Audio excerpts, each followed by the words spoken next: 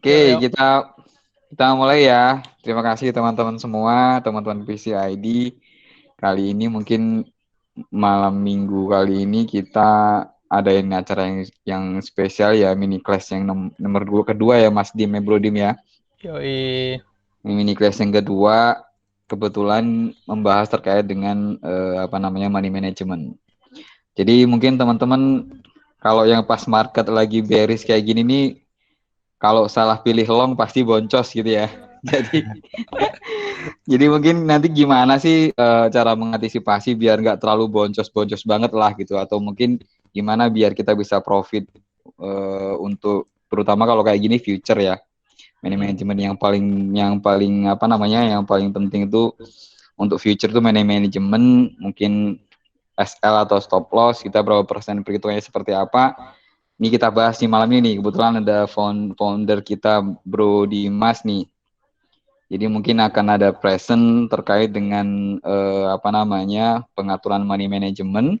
Bagaimana sih dalam menghadapi money management ketika kita main future gitu ya, biar nggak terlalu poncos-poncos banget lah. Atau mungkin tujuannya biar kita bisa profit. Gitu ya. Silakan Bro Dim. Oke, terima kasih Om Wiko. Oke, selamat malam teman-teman. Assalamualaikum warahmatullahi wabarakatuh. Selamat malam, malam apa nih? Malam Minggu. Malam minggu Bro Oke, Dim. oke. Kalau biasanya kita ngobar untuk yang kali ini kita bahasanya lebih ke tradingnya ya, terutama yang terkait money management. Oke, bentar aku mau share screen dulu nih. Udah tampil belum Om? Udah Udah kelihatan. aman. Oke, udah kelihatan ya. Oh ya, teman-teman yang memungkinkan untuk on cam bisa on cam ya untuk dinyalain kameranya kayak gitu. Biar nanti pas di record bisa kelihatan rame gitu. Oke. Hmm, mungkin daripada nunda-nunda lagi mungkin langsung aja ya kita ke pembahasan tentang bagaimana sih cara money management yang baik di trading crypto. Nah, mungkin dari teman-teman tuh akhir-akhir ini sih banyak sih yang curhat kayak Om Dim, kok aku sering loss ya, kok saldoku kok makin hari kok makin berkurang kayak gitu. Padahal winning ratio-nya atau juga sering menang, tapi kok kenapa kenapa saldonya kok terus berkurang? Apakah ini gara-gara greedy, gara-gara overtrade atau gimana? Nah, jadi kan hal semacam itu tuh bisa bisa terjadi kalau kita itu nggak mengamalkan apa yang namanya dari money management. Makanya money management dalam trading itu amat sangat penting sekali. Dan disclaimer dulu ya sebelum kelupaan. Yang di sini money management tuh bukan khusus untuk future trading ya, bukan untuk future trading, tapi sebenarnya bisa digunakan di semua market, bisa untuk spot dan juga bisa untuk yang teman-teman barangkali trading di forex juga di saham kayak itu sebenarnya bisa diaplikasikan ke semua financial market. Cuma yang paling aku garis bawahi di malam hari ini mungkin bagi teman-teman yang main di futures trading ya kayak gitu. Mungkin langsung aja ke next. Oke, jadi kita bahas dulu nih apa sih money management itu. Jadi money management itu adalah salah satu faktor penting ya dalam sebuah trading, terutama teman-teman yang bergerak di trading-trading kayak forex atau futures trading itu perlu banget yang namanya money management ini. Karena yang namanya trading itu kan pasti nggak bisa lepas dari yang namanya resiko ya. Ya, jadi money management ini gunanya yang paling penting adalah untuk membatasi resiko membatasi resiko teman-teman dalam trading biar resikonya itu nggak terlalu besar jadi teman-teman tetap bisa santai tetap bisa menjaga emosinya menjaga psikologisnya kayak gitu agar bisa teman-teman sukses menghasilkan profit yang konsisten dalam jangka waktu yang panjang. Nah, lanjut. Nah, di sini aku membagi kiat money manajemennya itu ada di 4 bagian ya. Yang pertama adalah risiko per trade-nya atau risiko per trading, maksudnya itu risiko per teman-teman misalnya membuka satu kali posisi, misalkan long gitu ya. Nah, itu setiap long-nya atau setiap short-nya itu risikonya berapa berapa persen atau sekian persen gitu ya. Nah, yang kedua yaitu risk reward ratio. Yang selanjutnya yaitu money management yang mampu mengendalikan emosi.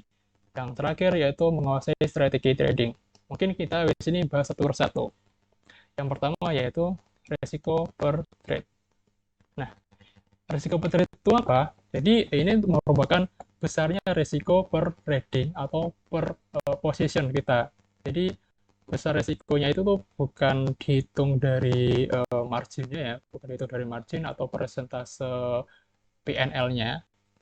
Nah, tapi disatukan dari besarnya presentase dari modal awal yang teman-teman taruh di akun trading teman-teman. Jadi misalkan teman-teman meresikokan 1 atau 3% per tiap kali membuka posisi dari saldo teman-teman. Nah, untuk bagiannya ini aku ada 3 ya, yaitu ada yang low, ada yang moderate, ada yang high. Yang low ini maksudnya yang low risk ya, yang resikonya itu paling rendah, di mana tiap kali membuka posisi dia hanya meresikokan, ini ingat ya di sini meresikokan, bukan target profitnya, tapi resikonya, resiko 1-3%, yang artinya misalnya teman-teman itu punya saldo awal di balance-nya akun teman-teman itu misalnya berapa ya, 100%, 100%, sorry, 100 USD, 100 dolar. Nah, itu berarti kalau teman-teman pakai yang low risk ini 1-3%, berarti tiap kali membuka posisi teman-teman itu cuma eh, maksimal bisa kehilangan 1-3 dolar aja. Karena kan 1-3% dari 100 USD-nya ya. Begitu. Jadi tiap kali membuka posisi hanya siap kehilangan maksimal 1-3% aja. Nah, itu yang low risk. Yang kedua yaitu yang level lebih sedang lagi atau yang moderate, yaitu 3-10%. Berarti tiap kali buka posisi, teman-teman misalkan terkena stop loss, maka teman-teman bakalan kehilangan 3-10% aja dari total modal awal. Yang terakhir, ini yang paling ekstrim sih, yaitu di mana tiap kali membuka posisi, teman-teman itu meresikokan 10% dari total modal teman-teman.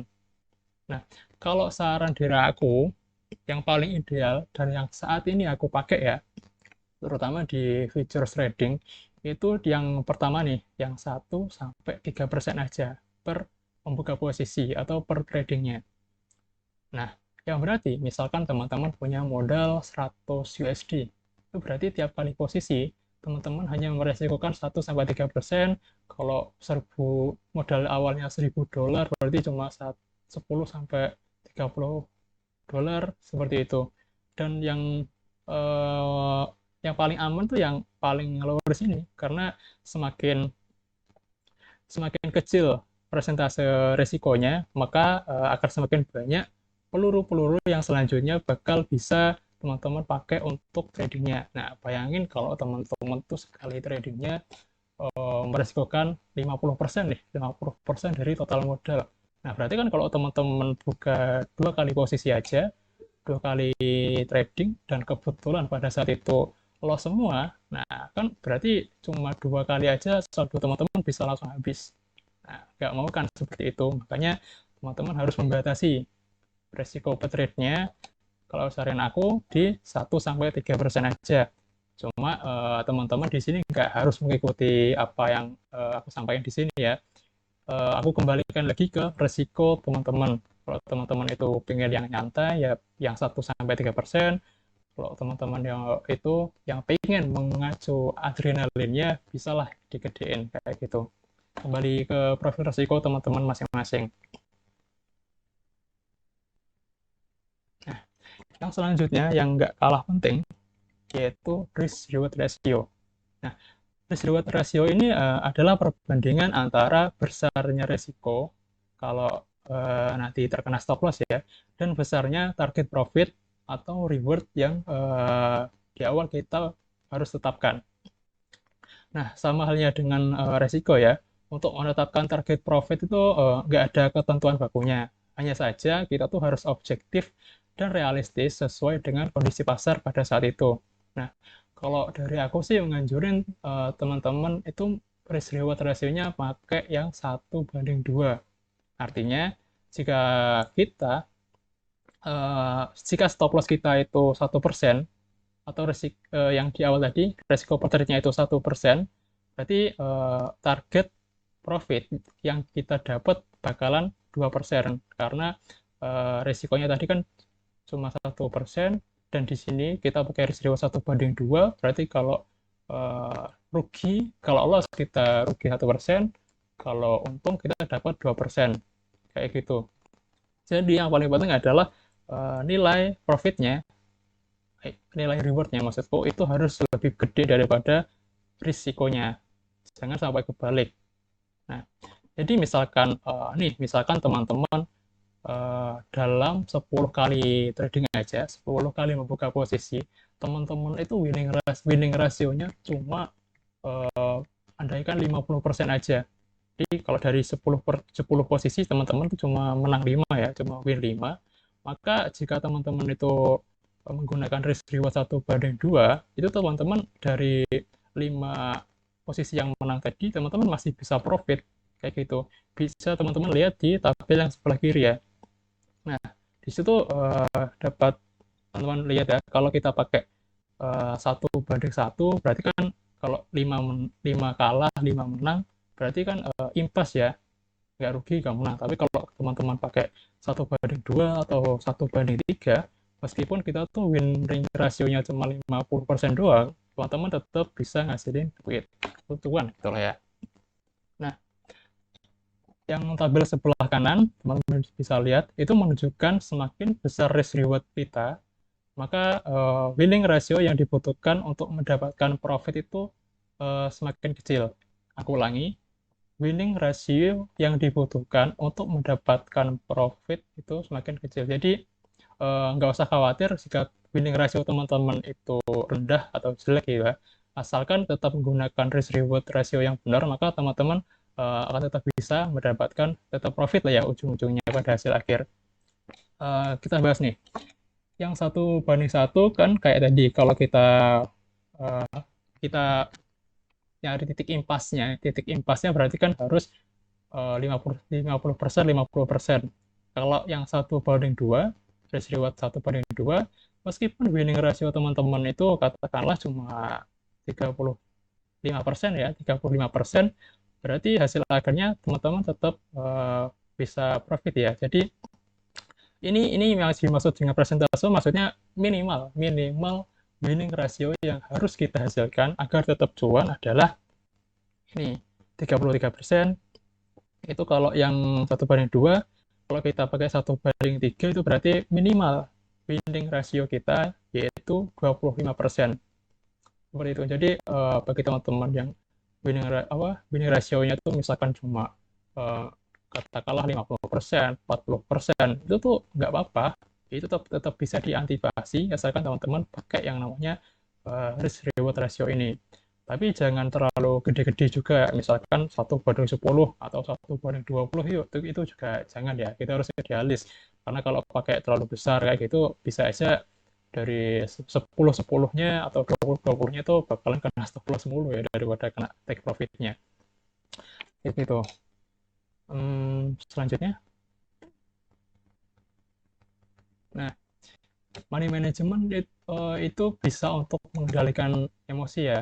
Jadi di samping money management, faktor penting lainnya dalam trading adalah keterlibatan dari emosi. Nah, kedua hal tersebut itu saling mempengaruhi, dan jika tidak dipahami dengan benar, akan bisa membawa efek negatif dalam trading kita. Nah, money management yang buruk bisa menghancurkan trading kita. Demikian pula emosi yang nggak bisa terkendali. Misalnya, jika kita kurang memahami money management, kita selalu loss pada setiap posisi trading kita, maka akan sulit ya bagi kita untuk nggak terlibat emosi dalam trading kayak sulit banget. Nah, sebaliknya jika teman-teman menerapkan money management dalam trading dengan baik, maka semakin terkendalilah emosi kita, sehingga kita dalam menyikapi turun naiknya grafik itu bakalan semakin tenang, psikologis kita juga akan semakin nggak terganggu ya, atau lebih aman gitu ya, dan nggak jadi emosional. Misalkan teman-teman pakai money management yang baik, seperti itu. Selanjutnya yaitu yang nggak kalah penting, yaitu teman-teman juga harus yang namanya menguasai strategi trading. Nah, strategi trading di sini yang dimaksud adalah bagaimana sih cara kita menganalisa market ya.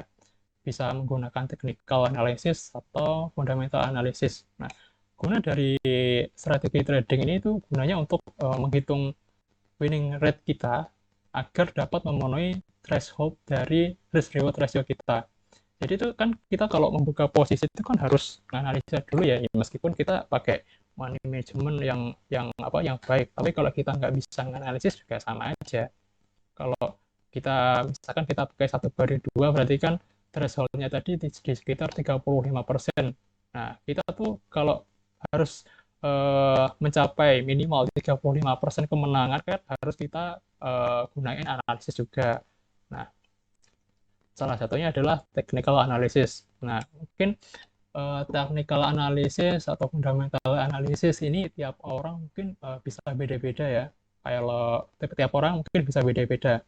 Kalau dari aku sendiri kan yang sering teman-teman lihat, yang sering aku share ilmu-ilmunya yang ada di grup kan, kalau aku ya cuma pakai support resistance, price action, kayak gitu doang ya, nggak pakai indikator yang ribet-ribet. Tapi mungkin aja strategiku tuh nggak cocok nih buat teman-teman. Atau bisa aja strategi teman-teman tuh nggak cocok buat aku. Nah, itu makanya teman-teman itu harus menemukan style tradingnya masing-masing, strateginya teman-teman masing-masing yang cocok buat teman-teman. Nggak apa-apa kalau teman-teman mau gonta-ganti strategi, itu nggak apa-apa selama teman-teman itu uh, bisa nanti ujung-ujungnya menemukan strategi trading yang cocok dengan teman-teman atau yang paling profitable ya buat teman-teman. Kalau dari aku sih yang paling profitable buat aku sih ya cuma yang aku pakai tadi ya, kayak cuma price action, chart eh, pakai chart yang cuma pakai garis-garis doang, kayak gitu. Selanjutnya, oke. Di sini dari materi-materi kita di awal tadi, aku bakalan share contoh kasusnya ya. Jadi misalkan ini ada dua tipe trader nih, trader A sama trader B. Nah, kalau yang trader A, modal awalnya yaitu $100, 100 USD. Lalu dia pakai risk per trade-nya yaitu 1%. Lalu dia pakai risk reward ratio-nya 1/2.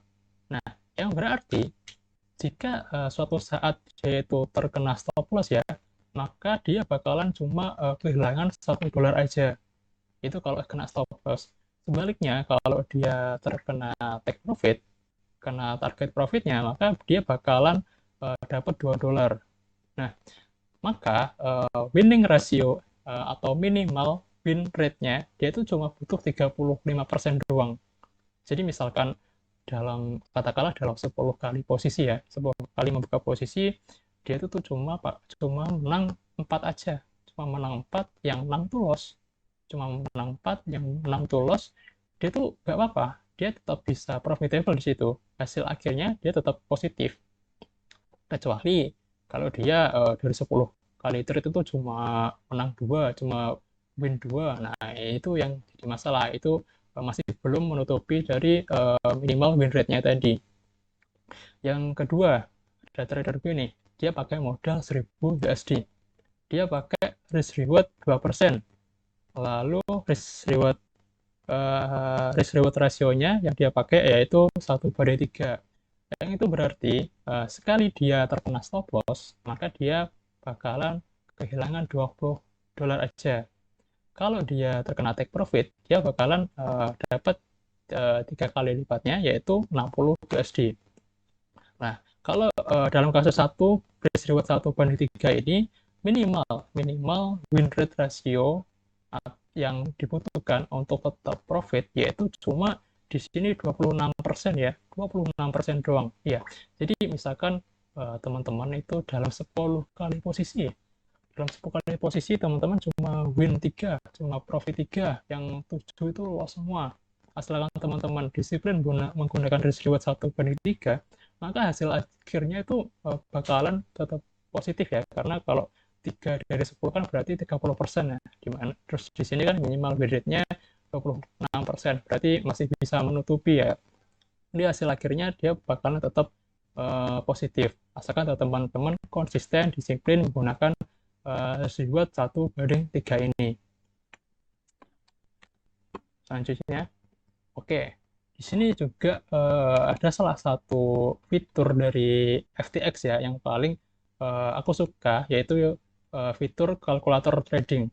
Nah, ini kalau bagi yang pakai FTX, teman-teman bisa temuin di halaman tradingnya, itu kan bakalan ada icon kalkulator nih di pojok. Nah, di HP, di versi aplikasinya juga ada, di versi browsernya juga ada.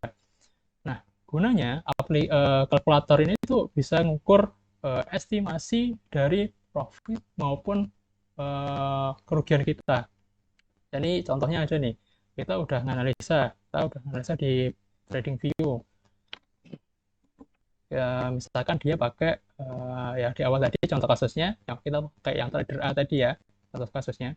Dia itu udah analisa titik entry-nya di mana, dia udah analisa TP-nya di mana, stop loss-nya di mana, dia pakai risk per trade-nya itu cuma 1%, lalu modal dia itu $100, lalu dia pakai risk reward ratio-nya 1/2. Nah, kalau udah nemu gitu kan kita tinggal masukin aja nih ke kalkulatornya. Kita masukin entry price-nya, take profit-nya di mana, stop loss-nya di mana.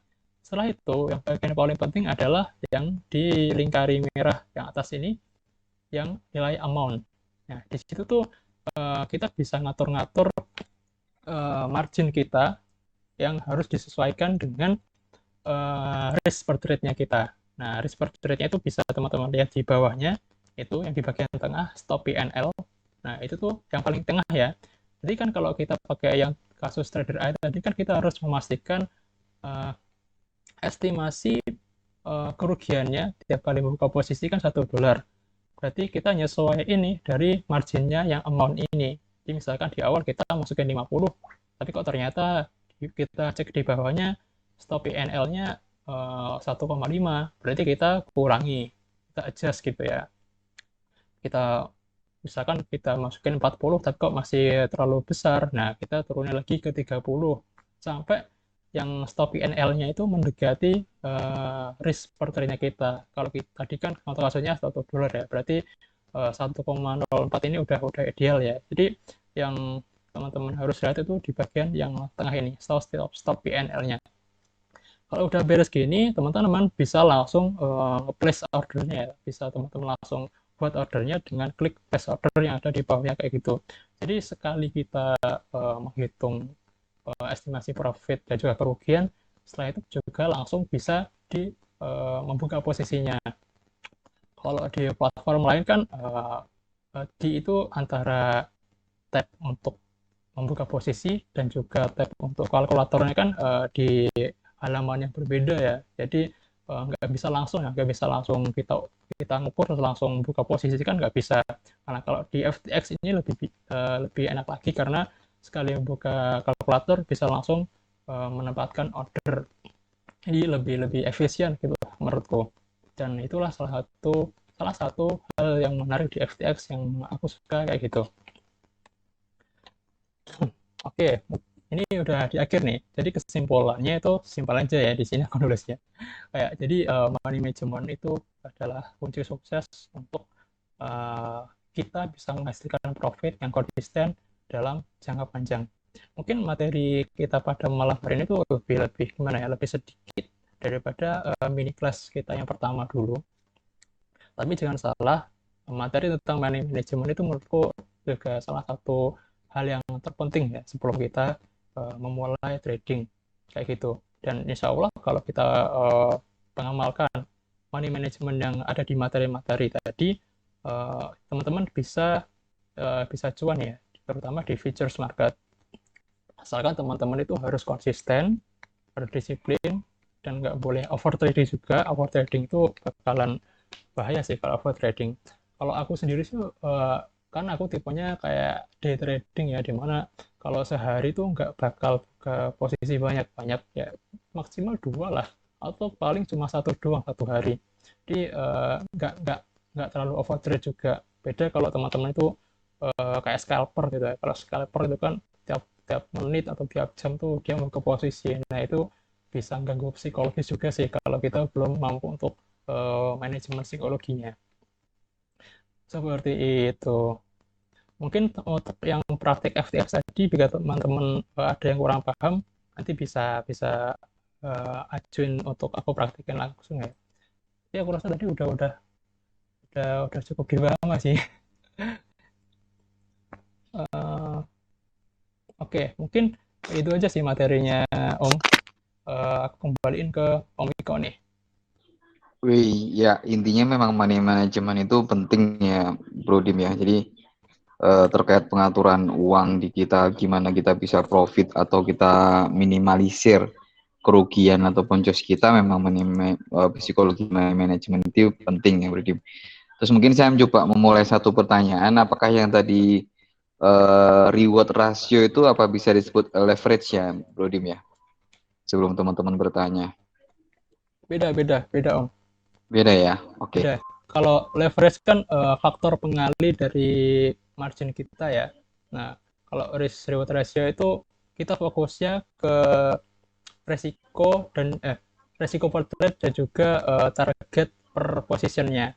Jadi misalkan kita dari satu kali position itu meresikokan 1% ya, resiko 1%. Kalau kita pakai risk reward ratio yang 1:2 tadi, bakalan kalau kita rugi itu dapat rugi 1%, kalau untung kebalikannya kita dapat 2% kayak gitu. Jadi jumlah trade reward ratio itu jumlah trade-nya ya, jumlah. Ya untuk manajemen resikonya tadi, biar Ya. tiap biar gimana ya, biar jangan sampai reward yang mau kita dapat itu lebih kecil daripada risikonya, jangan sampai kayak gitu. Kayak Oke. gitu. Oke, thank you Bro Dim. Oke, ini yang lain mungkin ada pertanyaan, kita buka pertanyaan mungkin 1 sampai 5 pertanyaan dulu. Bagi yang mungkin mau bertanya terkait dengan money management pada apa namanya trading crypto ya, bisa future, bisa apa namanya spot gitu ya. Mungkin silakan yang mau bertanya, silakan. Yuk, Boleh nanya, Mas? boleh silakan Mas Ginanjar Kusuma, silakan Om. Sekalian bisa open mic ya Om. Open mic, open cam ya Om. On cam, on cam. Oke. Iya, ya. Bisa lihat wajahnya. Saya mau nanya kalau risk ratio-nya itu dimulai dari sebelum leverage apa setelah kita rencanain leverage-nya atau gimana? Atau ya udah memang leverage-nya 10 kali berarti Oke. entry dikali leverage terus baru kita hitung rasionya gimana? Oke. Eh, kalau aku sih sebenarnya nggak terlalu sorry. Kalau aku sih nggak terlalu mikirin dari leverage-nya ya. Kalau leverage itu biasanya aku tentuin di awal banget. Dan itu terserah sih, bisa 10 kali atau 20 kali doang.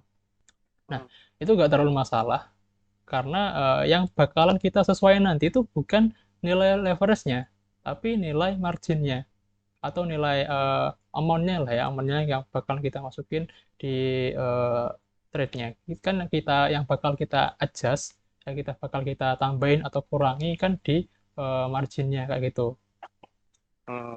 Kayak yang Jadi dicontohin di tadi. entry awal nih.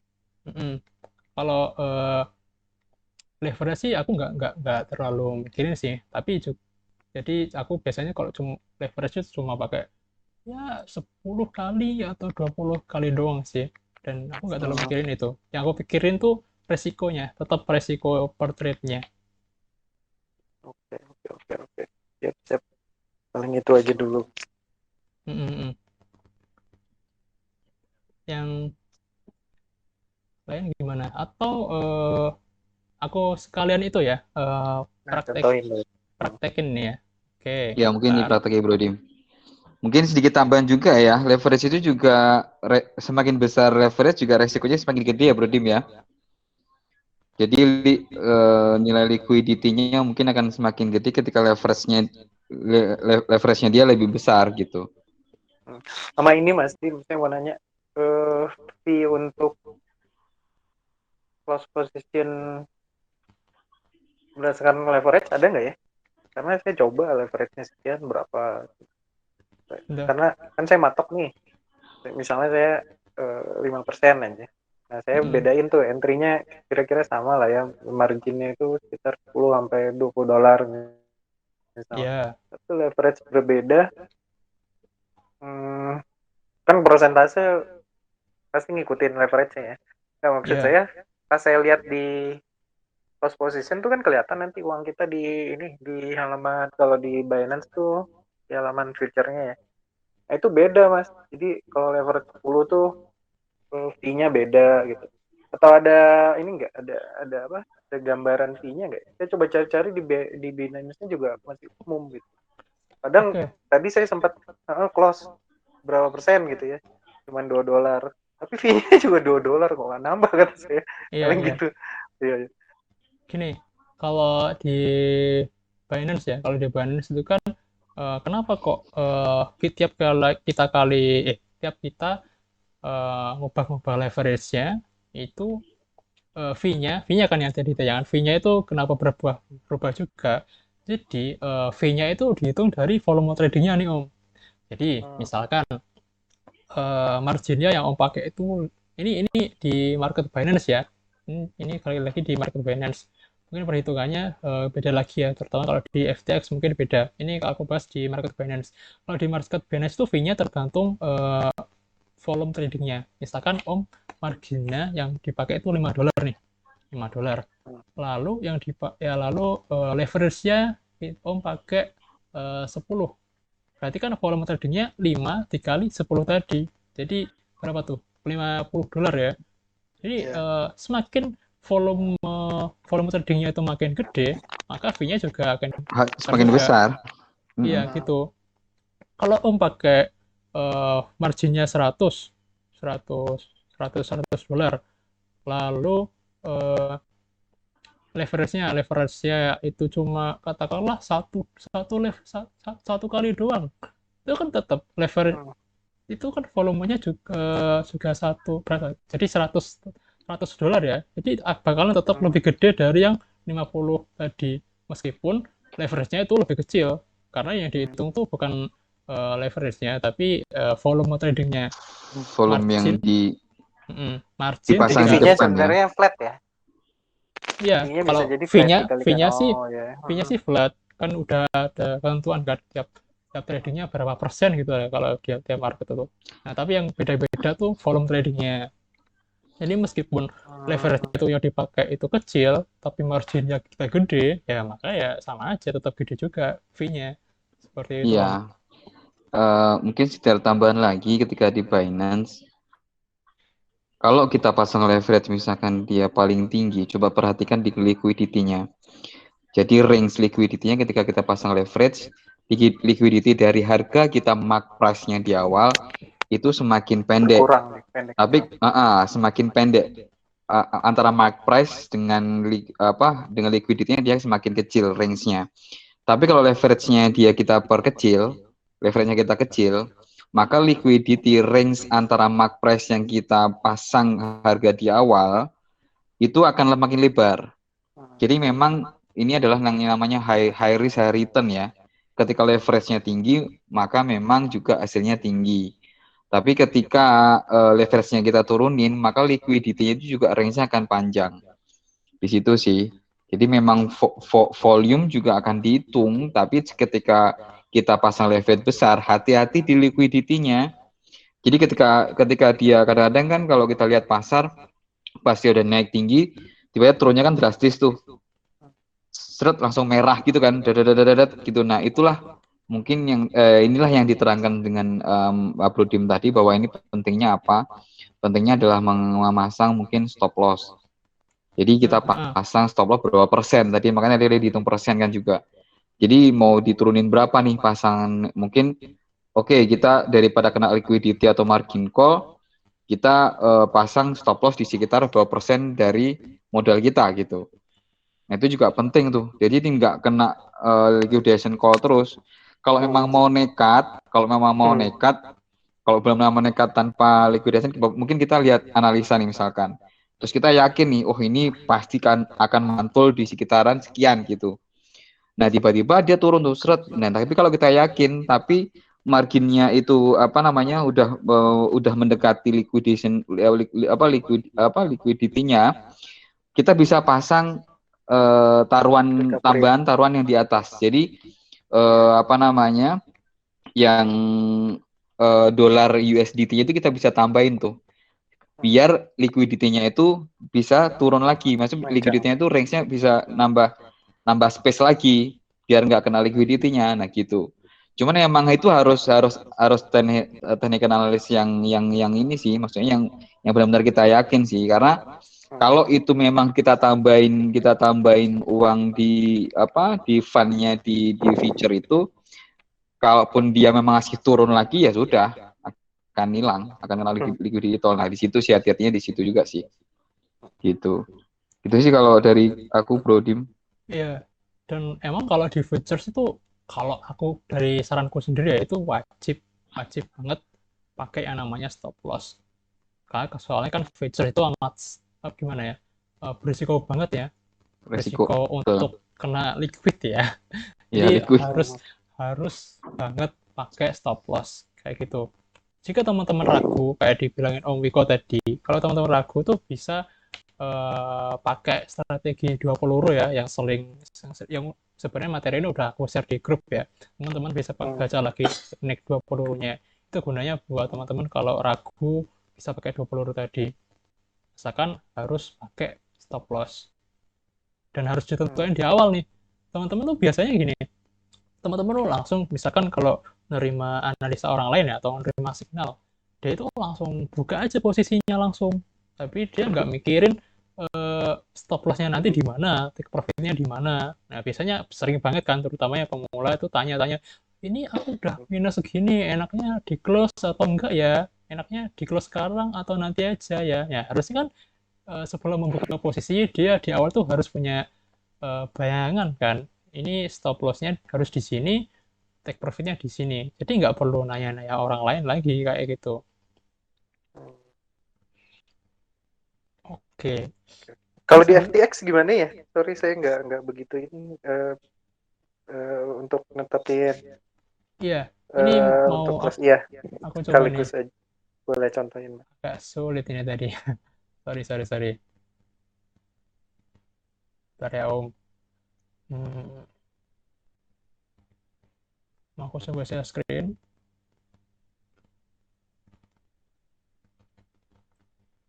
Bentar. Ini antara laptop yang lemot atau jaringan yang lemot.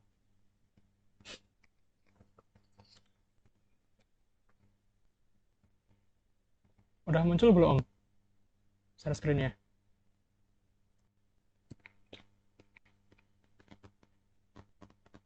Halo? Sudah. Udah ya? Udah Bro Dim, udah aman. Oke. Ini mungkin aku praktekin langsung ya dari kalau kita udah selesai analisa terus sampai ke pengaturan risk reward-nya ya. Pengaturan ke tradingnya atau di halaman tradingnya kayak gitu. Jadi misalkan nih, kita tentunya kalau di awal itu kan analisa dulu. Misalkan di sini aku pakai technical analysis. Misalkan contohnya di sini aku analisis kalau harga Ethereum-nya ini bakalan turun ya. Nah, setelah kita tentuin, kita kan harus nyari entry-nya ya. Misalkan entry-nya aku kasih, sorry ini aku hapus aja deh. Ini kalau jadi TradingView itu aku biasanya pakai tool yang namanya ini, long posisi pembelian dan juga posisi penjualan. Ini mungkin kalau di bahasa Inggrisnya long short position gitu ya, betulnya namanya, gue juga lupa. Nah, kalau kita prediksi harga akan turun, kita tinggal taruh nih toolnya di area entry-nya di sini. Kalau kita kan tadi mau misalkan entry-nya tuh di garis bawah, aku garisi dulu di sini. Nah, kita tinggal nentuin nih target take profit dan juga stop loss-nya. Kita atur dari stop loss dulu atau take profit dulu, nggak masalah ya, duluan yang mana. Kalau di sini aku mungkin stop loss dulu ya. Kalau kita pakai posisi short atau posisi penjualan, berarti kita naruh stop loss-nya yaitu harus di atas dari resisten. Nah, kalau di sini kan resistennya aku ambil dari swing high-nya atau wick-nya yang di sini. Nah, makanya penaruhan stop loss-nya harus di atasnya. Biar sewaktu-waktu jika dia harganya naik dan mantul dari resistennya, posisi kita masih aman, masih belum kena stop loss ya. Nah, ini udah aku kasih stop loss-nya di atas tadi. Sekarang tinggal take profit-nya. Kalau take profit-nya ini area take profit-nya bisa pakai support resisten juga. Bisa misalkan kalau kita open short itu bisa pakai itu ya, supportnya bisa pakai support kayak gitu. Bisa juga pakai Fibonacci extension. Cuma di sini aku nggak bakal ngasih gimana cara yang analisa pakai support resisten atau Fibonacci. Mungkin di next time. Di sini aku cuma kasih tahu gimana kalau kita money managementnya ya. Jadi di sini yang teman-teman bisa lihat ya, yang di tengahnya dari tool ini kan itu ada tulisan yang kalau sekarang 2,6 atau 3,7. Nah, itu merupakan risk reward ratio-nya. Jadi misalkan aku taruh area take profit-nya di sini. Nah, ini kan tulisannya 2,37. Berarti kalau kita pakai settingan kayak gini, maka risk reward kita 1:2,37. Dan sesuai saranku tadi di awal, kita minimal harus pakai 1:2. Jangan sampai kita kayak gini. Jangan sampai kayak gini. Ini risk reward-nya lebih gede, kalau gini lebih gede stop loss-nya nih daripada take profit-nya. Jangan kayak gitu.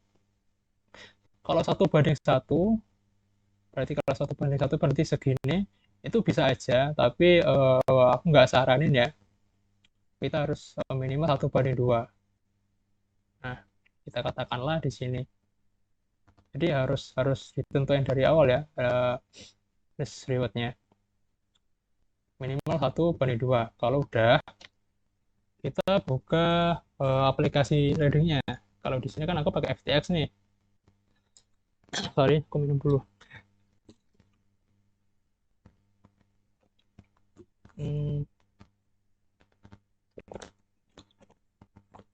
Sorry ya guys, ini agak lemot nih. Nah, ini teman-teman cara nemuin fitur kalkulator tradingnya ada di option yang ini, icon kalkulator. Nah, maka nanti bakalan muncul.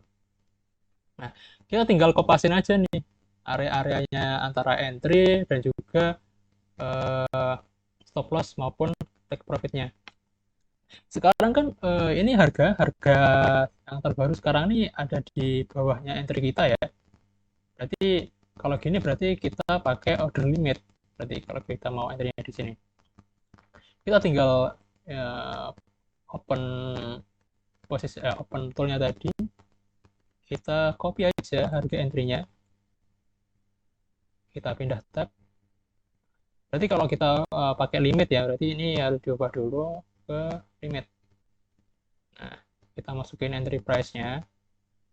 Sorry, lemot.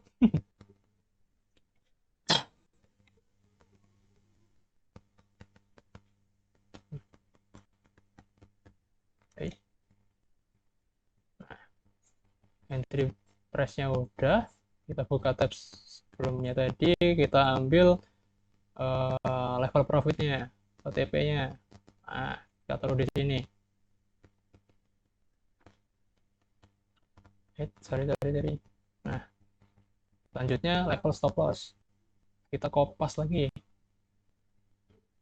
Nah, jadi di sini tuh aku nggak ngatur leverage ya, karena leverage-nya sih udah aku tentuin dari awal trading ya. Jadi aku nggak nggak nggak melulu tiap kali open position itu ngatur-ngatur leverage, itu nggak. Aku biasanya cuma pakai flat satu satu leverage aja. Jadi di sini aku pakai 20 X ya, 20 kali. Jadi nggak masalah sih, misalkan teman-teman pakai 10 atau 20 tuh masalah, asalkan jangan gede-gede juga. Tapi tiap tiap buka posisi nggak usah diatur-atur kalau aku. Nah, ini kan udah entry price sudah, take profit sudah, stop loss sudah, sekarang tinggal amount-nya ya. Nah, katakanlah kita yang paling mudah tuh pakai contoh kasus yang pertama tadi, yang trader A, di mana modalnya dia tuh cuma $100, 100 USD, dia pakai risk reward, eh, dia pakai risiko per trade-nya itu katakanlah 1% doang, 1% doang. Lalu risk reward dia kan, risk reward tadi kaitannya dari analisis kita yang sebelumnya tadi ya. Dia tadi kan 1:2 ya, berarti nggak usah dipikirin lagi. Yang dipikirin di sini pada halaman ini adalah resiko per trade kita. Kalau kita tadi resikonya 1% dari $100, berarti kan cuma $1 aja nih tiap kali tiap kali membuka posisi. Jadi di sini kita misalkan masukin yang pertama tuh, masukin asal aja dulu sih, misalkan 50. Nah, teman-teman bisa lihat yang bawahnya ini, yang stop PNL yang di sini 0,79. Ini kan masih di bawah dari resiko kita kan. Jadi kita harus adjust amount-nya sampai mendekati risk yang kita tentuin tadi, yaitu $1. Kita atur, kalau tadi 60 kekecilan berarti kita coba 70. Nah, ini udah bisa nih. Udah mendekati banget nih. Kalau di 70, ini kan udah $1 ya. Jadi 1,1 udah mendekati banget ya. Nah, kalau gini berarti udah nih. Udah mendekati dari take profitnya, stop loss, resiko per trade-nya tadi yaitu 1 USD, maka kita tinggal plus order aja kayak gitu. Jadi nggak perlu bolak-balik buka kalkulator terus buka halaman trading, nggak perlu sih. Kalau di platform lain sih kayaknya masih perlu bolak-balik ya. Kalau di XTX ini tinggal langsung aja kayak gitu. Ini sorry lemot, mungkin gara-gara ini sambil meeting, sambil aku record juga, sambil share screen juga, jadi agak lemot kayak gitu. Jadi intinya tuh kalau kita pakai fitur kalkulator ini lebih memudahkan kita sih untuk estimasi, kita nentuin estimasi dari tiap posisi kita. Jadi kalau di sini kan kalau dia merugi, kita bakal kehilangan 1,10 USD, 1,1 lah ya, 1,1 USD. Kalau kita untung, kita dapat 2,64 USD ini. Gitu. Jadi ini yang sebelah kiri nggak usah dipikirin lagi sih. Kita mikirin yang tengah ini. Fokusnya ke sini. Yang paling tengah ini. Lalu kita ngatur amount-nya ini. Kita sesuaiin sampai mendekati resiko per trade kita. Seperti itu. Gimana dong? Sorry kalau belepotan ya, tapi semoga bisa dipahami. Nanti kalau kurang paham, bisa tanya-tanya lagi. Enggak. Mungkin ini Bro Dim, itu tadi volumenya berapa ya Bro Dim? Volume USDT yang dimasukkan berapa ya? Kalau gini, bentar aku share screen lagi.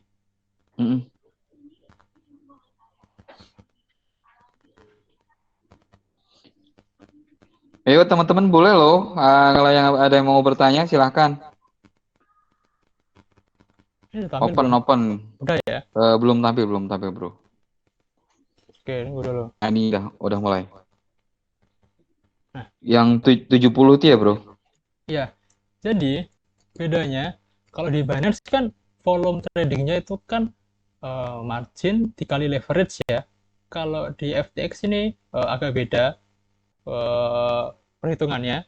Jadi yang angka 70 ini tuh udah hasil kali antara sebenarnya margin dan juga leverage-nya. Jadi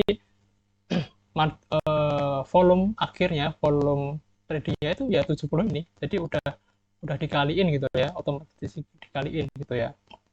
Jadi kita nggak perlu ngitung lagi berapa sih kalau amount-nya segini, leverage-nya segini, volume tradingnya berapa, itu nggak perlu mikirin lagi karena di sini ya udah 70 ini itu udah volume tradingnya seperti itu Om. Ya, oke.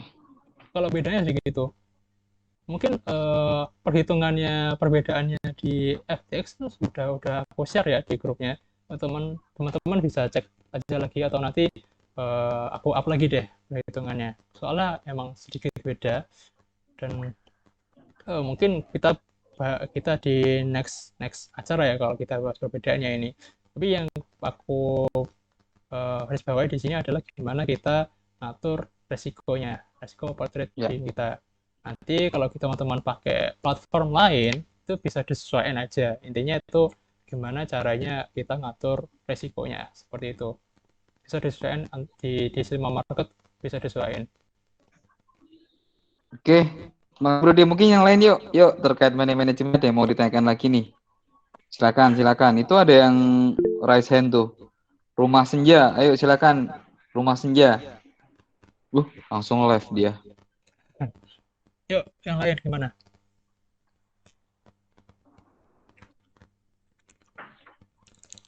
Yuk, yang pengen bertanya silakan.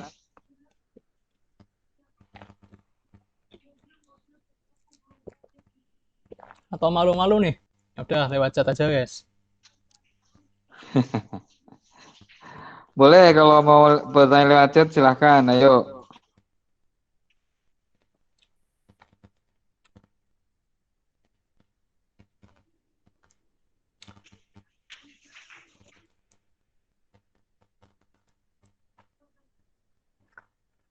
Ini dari Bang Kevin Chandra. Bang, kalau nggak pede, Dior sendiri gimana Om? Ini maksudnya gimana nih? Jadi ini ya, kita ambil contoh kayak di VIP kita ya. Kan baik aku maupun dari analis kita, Mas Om Tirta, itu kan sering kali nge-share analisa ya, baik itu cuma outlook doang ataupun signal. Nah, teman-teman tuh harus tetap yang meskipun kita itu udah nganalisain, tapi teman-teman tuh juga wajib yang nama Dior ya atau do your own research, di mana teman-teman tuh juga harus analisa sendiri juga. Nah, teman-teman yang pemula, bukan yang pemula sih, mungkin teman-teman semua deh, semua itu misalkan aku atau Om Tirta ngasih analisa, kan kita juga ngasih itunya tuh alasan, kadang juga ngasih alasan-alasannya kenapa kok kita open long, kenapa kok kita open short, dimana di trading view yang kita bagikan kan ada tool-tool atau garis-garisnya ya. Nah, teman-teman buat yang pengen belajar analisa itu juga bisa tuh ditiruin. Teman-teman buka trading view-nya teman-teman garis-garis chartnya sendiri, bisa teman-teman samain juga dengan cara aku ataupun Om Tirta dalam analisisnya. Bisa teman-teman tiruin persis nggak apa-apa. Nah, gunanya itu buat ngelatih teman-teman biar bisa nganalisa sendiri. Jadi biar nggak ada pertanyaan-pertanyaan kayak gini. Misalkan, Om, ini kan kalau mau entry harus nunggu break ya. Nah, kalau sekarang ini udah nge-break harganya belum? Nah, Om sekarang udah memantul belum? Nah, guna mengatasi pertanyaan-pertanyaan itu ya teman-teman harus gambar sendiri, bisa niruin yang aku share, yang ada di trading view yang aku share atau Om Tirta share itu juga bisa dituruin. Jadi biar bisa Dior juga, biar bisa analisis sendiri juga, biar bisa nentuin, oh sekarang ini momen entry-nya udah kelewat nih, oh sekarang belum waktunya entry nih, kayak gitu, biar nggak mengandalkan aku atau mengandalkan Om Tirta dalam mengambil posisi, biar nggak tanya-tanya mulu ya, kayak gitu. Soalnya kan biasanya kalau aku share analisa kan biasanya habis itu nggak aku pantengin terus kan, biasanya aku juga tinggal kemana gitu ya, jadi mungkin nggak bisa mantau kalau teman-teman ada pertanyaan-pertanyaan seperti itu. Oke, next. Oke, mungkin Om Rumah Senja nih adalah raise hand, bro. Silakan Om Rumah Senja, ini Om atau Bukan apa Om nih? cewek. Oh, Mbak, oke. Silakan Mbak Rumah Senja, silakan kamu Bisa bertanya, Iya, silakan. bisa open kameranya, Mbak? nggak usah aja ya. Oke. Boleh, udah, oke, siap. Aku Silakan mau Mbak. nanya tentang apa emotion control ya. Emotion control kayaknya penting banget di kadang ketika aku lihat di grup itu, maka aku udah melakukan riset gitu ya. Dan aku sudah pasang entry dengan bill profit. Kemudian teman-teman ngomong, oh ini masih bisa entry. Kemudian aku entry gitu ya. Nah, Tanpa aku melakukan riset ulang. Dan ternyata malah jadinya boncos gitu. Itu gimana itu Mas Dimas? Itu yang pertama. Kemudian yang nah, kedua, kata mm, yang 1:2 itu Mas Dimas. Itu 1:2 itu kita taking profitnya satu kali sekaligus atau dua kali kita ngambilnya. Baiknya gimana? Dua kali TP atau satu kali TP aja? Perbandingan 1:2 itu. mm, mm, mm. Oke. Yang pertanyaan tadi ya, pertama tadi ya. Jadi kalau kita udah analisa sekian, udah analisa gini, tiba-tiba kita lihat grup, ini udah masih bisa nih, masih bisa short nih. Nah, ini biasanya teman-teman yang baru-baru tuh kayak gitu ya, masih ke bawah FOMO atau ke bawah orang analisa, ke bawah omongan orang lain. Jadi kalau bisa sih hal-hal kayak gitu tuh dikurangi, Mbak, harus dikurangi. Kita tuh harus percaya dengan analisa kita sendiri. Jadi nggak apa-apa kalau misalkan orang lain nge-share analisa. Jadi asalkan dia nge-share analisanya itu berdasarkan itu ya. Kalau dia berani ngasih gambarnya, dia nggak berani ngasih chartnya, dia ngasih analisa teknikalnya. Kalau dia berani ngasih teknikalnya kayak gitu, itu bisa kita terima, bisa kita jadikan sebagai referensi, bisa kita tiru analisanya, gambar-gambarnya kita bisa tiru di TradingView. Nah, tapi tetap untuk keputusan beli atau jualnya itu harus didasarkan pada diri sendiri. Nggak boleh ngikut-ikut orang lain. Apalagi orang lainnya tuh kalau dia cuma ngeteks di chat doang, oh ini masih bisa beli, tapi dia nggak ngasih analisa ya bisa aja ditipu kan kayak gitu. Jadi harus tetap pakai analisa sendiri sih. Analisa orang lain boleh, bisa kita turunin juga, tapi keputusan jual belinya tuh harus harus tetap di kita sih. Soalnya kalau kita ngikutin orang lain kan orang lain nggak bertanggung jawab kan. Misalkan kalau kita rugi, itu kan dia nggak bertanggung jawab kan. Ya, uang-uang kita Benar. sendiri gitu ya, Bro ya. Iya. Jadi nggak apa-apa kalau ada orang lain atau teman yang Mbak itu yang ngasih analisa, nggak apa-apa. Mbak terima aja, Mbak tiruin juga nggak apa-apa. Dibuat dibuat belajar juga nggak apa-apa. Kenapa kok dia entry ini, kenapa kok dia ambil posisi ini, itu nggak apa-apa. Diterima sebagai referensi aja ya. Analisa-analisa aku juga, signal-signal aku yang aku share di grup itu juga, itu tuh nggak sepenuhnya, oh teman-teman member VIP itu harus ngikutin analisa ini. Enggak. Aku tuh juga cuma ngasih referensi aja. Paling tahu teman-teman, barangkali teman-teman bingung nih mau entry apa, aku kasih referensinya. Cuma keputusannya ikut atau enggaknya itu didasarkan pada diri sendiri. Oke, terus pertanyaan kedua tadi, Yang 1:2 itu taking profitnya dua kali apa satu kali aja? oke, kalau ini kalau kita pakai 1:2 ya. Kalau sebenarnya yang paling aman, yang paling enak di psikologi itu cuma satu kali aja, Mbak. Jadi kita ngaturnya tuh di awal. Kita tuh ngatur di awal. Ya udah, kalau kita udah place order nih, kita udah buka posisi, ya udah kita tinggalin aja tuh. Asalkan kita udah pakai SL sama TP-nya ya. Asalkan kita udah pakai SL sama TP, ya udah kita biarin aja. Kalau kena stop loss ya udah, kalau kena TP ya udah. Jangan kita perhatiin terus, soalnya keseringannya tuh kalau wah ini udah cuan nih, buru-buru aku close market. Terus Nah, ternyata harganya masih melonjak lagi kayak gitu. Jadi nyesel kan tadi di close cepet-cepet kayak gitu. Itu sering banget deh, sering banget. iya Nah, sih itu sering banget. nah, Terus kalau misalnya ini, Mas, kan itu kan harganya berbeda ya tiap koin ya. Kadang kalau aku perhatikan itu kalau misalnya kita pasang di BTC atau ETH itu kan lambat ya pergerakan harganya, walaupun itu sesuai dengan analisis kita misalnya. Misalnya $1 gitu kan lambat itu ya pergerakan. Tapi kalau misalnya kita masuk ke altcoin itu kan cepet gitu ya. Mm-mm. Itu perlakuannya beda nggak? Cara kita masang risiko dan rewardnya itu. Oke. Atau sama aja? Sama aja sih, Mbak, sama aja. Soalnya kan sebelum kita entry nih, kalau dari caseku tadi kan, kalau yang aku contohin tadi kan kita ngukur dulu nih ya. Kita ngukur dulu resikonya. Kita pakai fitur kalkulator dulu ya. Jadi kita ngukur resiko petradingnya. Jadi kita masih perlu nyesuaiin sih. Jadi meskipun kita itu pakai altcoin yang gerakannya itu liar atau Bitcoin yang itu yang gerakannya lambat, di awal itu kita harus pakai toolnya kalkulator tadi ya. Jadi kan kalau pakai di tool kalkulator tadi kan ada keterangan estimasi resikonya ya kan, ada estimasi resikonya. Jadi kita tinggal sesuaiin aja di situ. Jadi enggak, meskipun kita pakai altcoin yang naik turunnya itu bisa puluhan persen, asalkan masih kita kontrol dengan kalkulator tadi, kita sesuaiin resikonya, maka aku pikir masih nggak masalah sih Mbak, nggak masalah. Cuma aku mau balik lagi nih ke masalah yang risk reward 1/2 Dua. tadi. Jadi keseringan kalau kita kan udah profit, kita atau ya apa?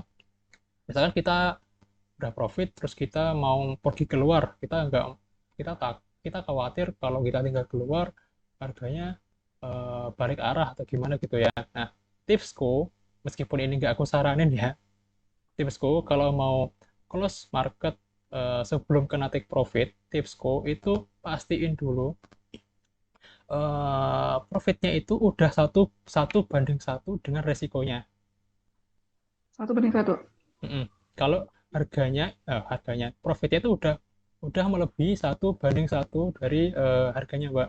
Jadi misalkan kita risiko per trade-nya kan 1% nih tadi ya, 1%. Nah, ya bukan 1% gini deh, $1 nih, $1. Nah, kalau profit kita di situ tuh udah running, udah berjalan misalkan 1,5. Nah, itu udah aman kalau teman-teman mau close market atau pakai stop SL plus. Nah, kalau dari aku sih daripada closing buru-buru, mending pakai stop loss plus ya. Jadi kita masang stop loss plusnya itu dikira-kira di mana titik-titik 1/1-nya. 1/1 dengan stop lossnya. Kalau dari analisaku, untuk yang signalku, kalau yang teman-teman mantauin kan aku sering share ada yang namanya TP1, TP2 tuh ya. Nah, itu area TP1-nya yang aku share itu tuh dia tuh range-nya itu udah aman tuh.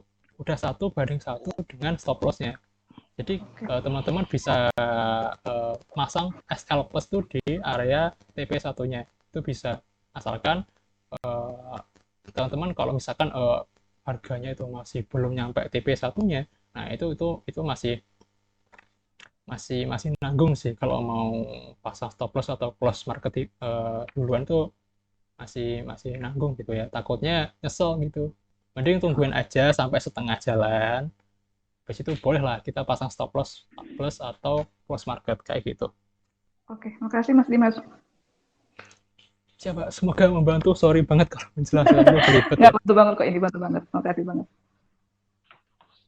Oke, yang lain mungkin kalau ada pertanyaan. Ini rencana kita selesai pukul 9:30 ya, Bro Dim ya, 9:30 ya, 21:30 ya rencana. Ya Om. Ini sekarang 21:16, mumpung masih ada waktu nih guys. Ayo yang mau bertanya silahkan nih.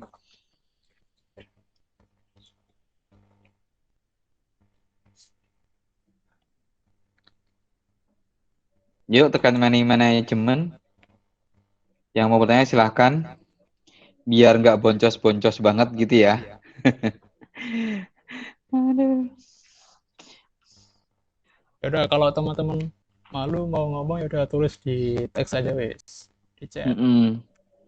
Yuk silakan, ayo nggak usah malu-malu, ayo langsung tanya aja, mau lagi tiduran kek, mau santai-santai kek, mau sambil makan kek, nggak apa-apa, bebas. Ayo silakan kalau mau bertanya, santai aja kita.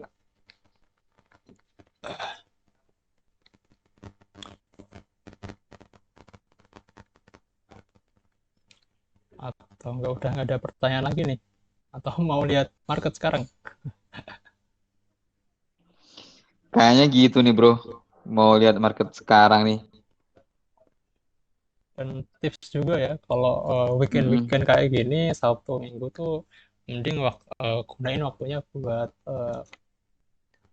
keluarga aja sih, jangan jangan melulu trading ya. Soalnya ya kita tahu sendiri ya, kalau di weekend itu biasanya kan marketnya itu tidak terduga ya. Ya, biasanya cenderung bearish. Cuman Mm-mm. 2 minggu kemarin enggak. Nah itu yang Ya. Nah, agak itu. susah dibaca. Minggu ini bearish sih, minggu ini weekend ini bearish. Cuman 2 minggu kemarin itu enggak bearish. Makanya mendingan memang bener berkata Bro Dimas, kalau mas weekend ini fokus istirahat sama keluarga lah. Gitu ya bro ya. Oh iya Om. Jadi fokusnya Senin sampai Jumat itu aja kalau mau trading. Iya betul. Makanya yang di grup VIP itu kalau misalkan Sabtu atau Minggu tuh kita cuma ngasih kayak outlook doang nih. Kita Mm-mm. rencananya Bitcoin itu kemungkinan harganya ke sini atau ke sini ke sini ke sini.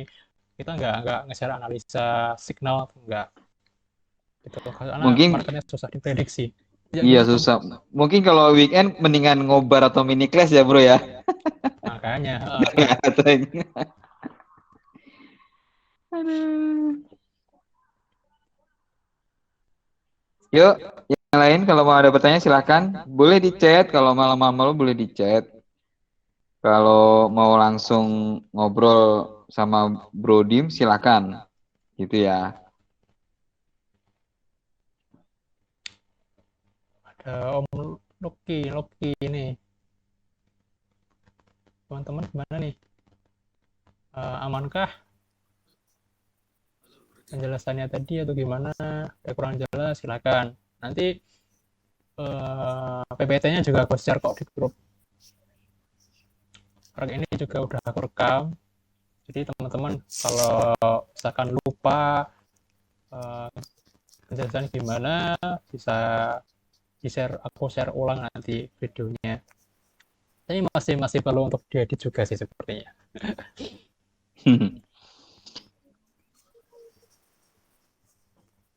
Mungkin udah 21.20 Bro Dim. Mau review market atau gimana? Itu Om Lucky kayaknya mau bertanya tuh Om Lucky. Silakan Om Lucky, gimana? Om Lucky?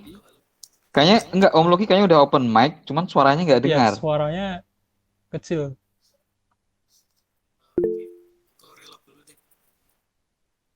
Itu bro ada yang di chat kalau pemula tips belajarnya gimana gitu. Belajarnya gimana gitu. Om Julius Bang, Pratama. Bang, kalau masih pemula tips belajarnya gimana? Tips belajarnya gimana? Ya, oke. Balik lagi. Tips belajarnya gimana? Yang pertama tuh teman-teman harus pahami dasar-dasarnya dulu sih. Teman-teman harus dasari dulu misalkan terkait psikologi, trading, dan juga nanti yang bahasan kita malam hari ini, money management ini. Nah, setelah itu kita mulai deh, misalkan mau belajar tentang technical analysis, itu juga harus dasari dasar-dasarnya dulu. Jangan langsung eh, ke materi-materi yang udah advance itu juga jangan. Harus kita pelajari dasar-dasarnya dulu. Soalnya kalau kita misalkan langsung meloncat misalkan ke teknik analisa ya, oke, bener, analisanya bisa bener, tapi kalau dia nggak pakai money management, emosinya berantakan, psikologinya nggak terjaga, maka ya dia bakal loss-loss juga akhirnya pada ujung-ujungnya. Jadi kita harus belajar dasar-dasarnya dulu, seperti itu. Makanya di kelas kemarin yang kelas pertama itu tuh aku nggak kita yang mini kelas pertama kan kita bahas tentang technical analysis ya, tapi itu nggak langsung gimana cara technical analysis juga nggak, tapi aku kenalin dulu eh, technical analysis itu apa dan juga hal-hal yang perlu dipelajari itu apa dulu, dasar-dasarnya dulu gitu sih Om. Dan juga terkait technical analysis, silakan teman-teman cari strategi yang paling profitable buat teman-teman sendiri ya. Jangan jangan harus pakai strategi ini, jangan. Soalnya kan mungkin strategi tiap orang tuh bisa beda-beda, bisa ada yang cocok, ada yang enggak, kayak gitu. Dan juga teman-teman itu ya harus sering-seringin mantengin grup VIP juga ya, karena di grup VIP itu kita kan sudah sediakan tuh edukasinya kayak candlestick itu apa, chart pattern itu apa, support resistance itu apa, itu sudah aku kasih materinya ya di grup. Jadi teman-teman bisa cek-cek lagi. Nanti aku itu deh, aku up lagi. Ya, mungkin penjelasannya seperti itu tadi bagi yang newbie ya gitu. Kita semua sama-sama newbie sebenarnya, saling belajar aja, sharing pengalamannya masing-masing gitu ya. Tadi kayaknya Om Lucky udah bisa lagi kayaknya Bro Dim. Om Lucky bisa ini tadi. Halo, halo, Oke. Oke, Om udah Lucky masuk, kedengeran. siap. Oh iya. Akhirnya ada suaranya nih. Tadi Iya, pas tadi open mic sepertinya putus-putus. nggak ada suaranya gitu. Oke, silakan Om Lucky kalau mau bertanya silakan. Oke, Mas Dim. Yang pertama aku mau nanya tentang manajemen TP nih. Jadi aku udah share-share TP, nggak taunya balik arah gitu. Jadi yang artinya profitnya gede, jadi nggak gitu. Yang mau aku tanyain tuh lebih ke arah kan di sinyal VIP kan ada TP1, TP2 gitu ya. Nah, bisa nggak sih di TP1 itu aku mau ngambil 75% atau 50% gitu. Nanti yang sisanya tuh floating gitu ke atas misalkan kita pasang long. Nah, itu gimana sih settingan di FTX tuh aku belum belum paham sih sebenarnya untuk yang eh, manajemen TP tapi ngambilnya sebagian-sebagian gitu Mas. Kalau misalkan langsung TP1 langsung margin sama profitnya kan itu udah lazim gitu ya. Tapi kalau misalnya bisa nggak sih kita 50% dulu gitu kan nanti dia sisanya itu eh, terbang misalkan kayak gitu. Itu gimana Mas Oke, Din? bisa Om. Eh, coba aku share screen bisa gak ya? Mm-mm.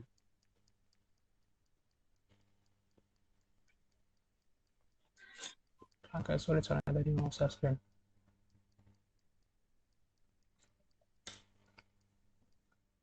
Udah tampil Om? Ya udah. Oke, jadi gimana caranya misalkan kita mau take profit sebagian gitu ya Om intinya. Mm-mm. Bisa, sebenarnya bisa. Jadi eh, misalkan kita bikin order nih ya, katakanlah langsung aja sih, langsung aja di sini nih volume tradingnya 70 USD ya. Kita pakai market order. Aduh, diklik susah. Gara ini nih, lemot nih. Oh, gini, sebelumnya Om udah tahu belum apa cara setting TP atau take profitnya di FTX? So far sih udah. Tapi itu yang 100%. Yang modelnya itu ketika nyentuh TP langsung close market. Hmm. Om, kalau setting take profit stop loss gitu Hmm. pakai fitur yang sebelum entry atur TP SL-nya dulu yang kayak tadi di kalkulator Ya, tadi, atau kalkulator. Om open posisi dulu baru TP SL-nya di belakangan? Pakai yang mana biasanya? Enggak, pakai kalkulator sesuai Hmm. ajaran Mas Din. Jadi sebenarnya kalau kita mau setting TP atau stop loss belakangan tuh bisa juga. Jadi kita misalkan kita udah punya eh, posisi ini, tapi ini susah banget nih. Aku share screen-nya. Nge-lag ya. Ini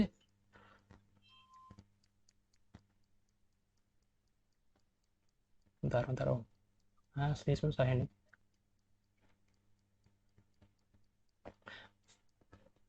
Hmm, gini deh, mungkin mungkin di grup aja ya Om. Aku kasih taunya ya. Soalnya ini susah banget nih. Nanti deh. Nanti aku kasih tahu gimana caranya stop loss, cara setting stop loss atau TP-nya pas udah entry, aku kasih tahu di grup nanti atau besok itu. Bisa DM aku juga bisa, nanti aku kasih tahu. Karena sekarang agak susah nih. Intinya bisa sih. Intinya kalau kita volume tradingnya tadi kan misalkan 70, nanti tuh bisa diambil 50 dolarnya atau 35 dolarnya, itu bisa bisa. Nanti DM aja ya. Boleh. Jadi ibaratnya kalau misalnya kita udah setting di kalkulator itu kan take profitnya berapa gitu, itu di cancel dulu ya. Terus abis itu baru kita nyeting persenannya itu. Apa gimana? Soalnya aku pernah nyoba sekali waktu itu gagal terus. Jadi bisanya cuma sekali doang gitu, nggak bisa yang 50% dulu atau 75% dulu. Kalau udah di setting di kalkulator tadi udah ke entry ya, berarti kita cancel dulu yang entry yang TPSL-nya kita cancel dulu, habis itu kita buat SL TP baru gitu. Gitu. Om DM aja ya, Om DM aja. Siap. Oke, next. Oke, thank you Mas Din. Siap.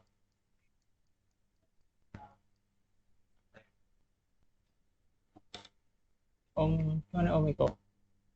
Oke, terima kasih Om Lucky atas pertanyaannya. Jadi teman-teman juga biar tahu juga nanti bisa di-share di grup. Tadi ada pertanyaan lagi Bro Dim dari Om Andrian Sulaiman di chat sih. Mas, kalau misalkan mau invest ke suatu koin, secara manajemen lebih baik all in di satu harga atau bertahap? Mungkin average up kali maksudnya. Kalau misalkan bertahap, biasanya kali Mas bertahap biasanya berapa kali Mas Dimas biasanya gitu? Oke. Kalau tetap aku nggak nyaranin langsung all in tuh nggak. Kita harus tetap bertahap ya. Meskipun kita tradingnya itu di spot market, itu juga jangan langsung di all in. Maksudnya all in tuh kita beli semua pakai modal kita di satu harga aja. Jadi jangan kayak gitu. Kita lebih baik bagi-bagi modalnya nih.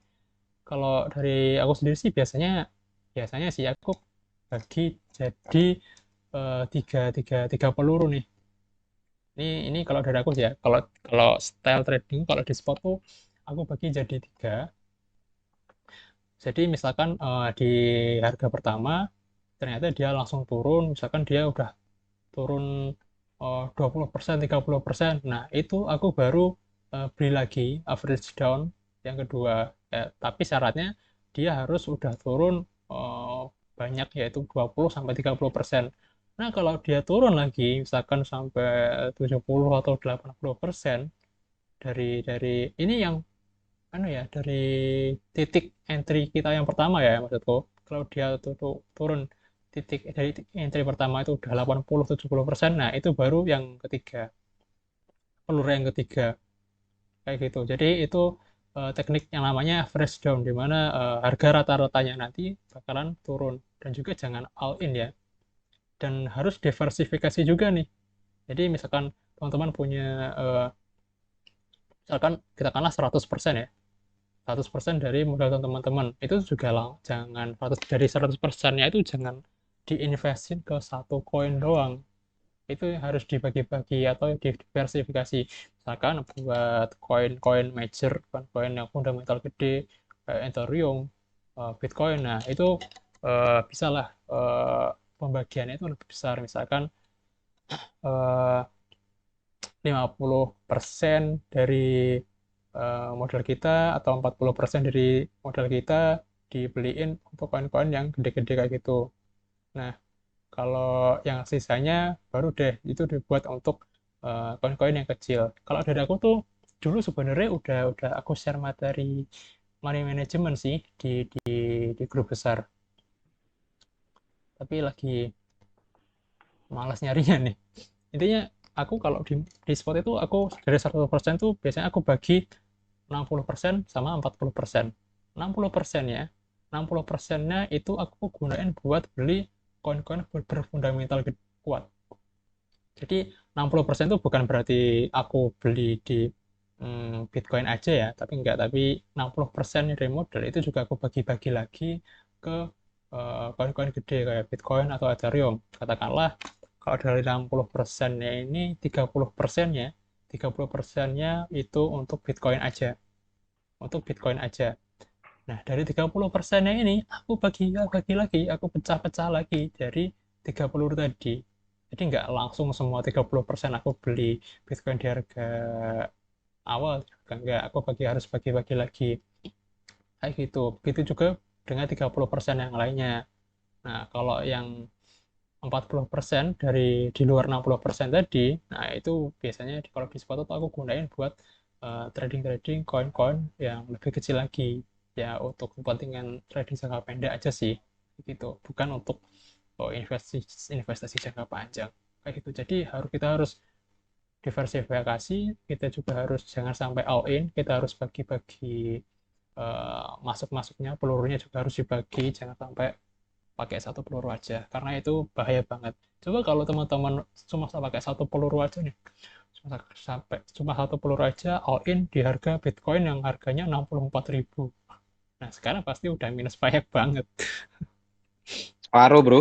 Separuh lebih. Separuh. Oke, gitu ya, Om Adrian Sulaiman. Mungkin ada yang mau ditanyakan lagi terkait sama pertanyaan Om Adrian waktu di chat itu. Kalau memang kurang jelas, mungkin bisa ditanyakan lagi, Om Adrian. Gimana, Om? Udah jelas belum, Om Adrian? Om Adrian?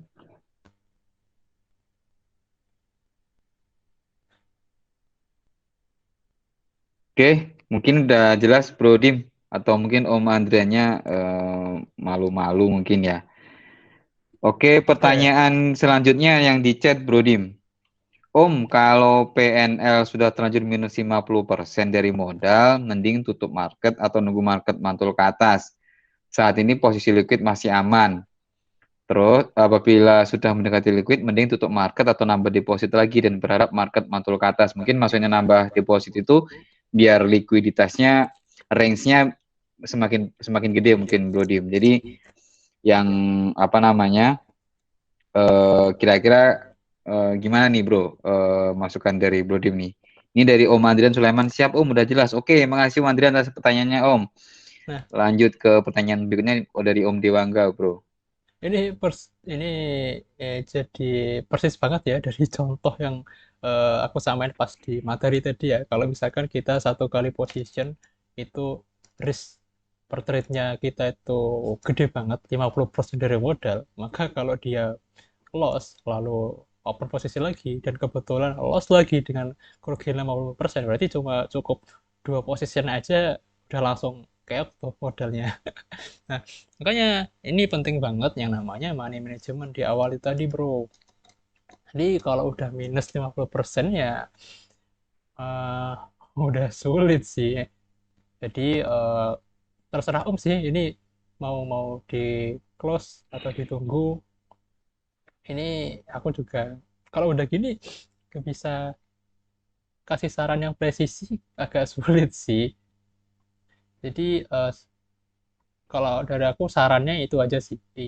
Saranku itu di awalnya, bukan kalau di akhir gini. Kalau sudah di akhir kayak gini, udah posisi minus banyak kayak gini, kalau misalkan aku bilang, bro, close aja bro. Nah, terus tiba-tiba harganya Mantul. rebound, mantul.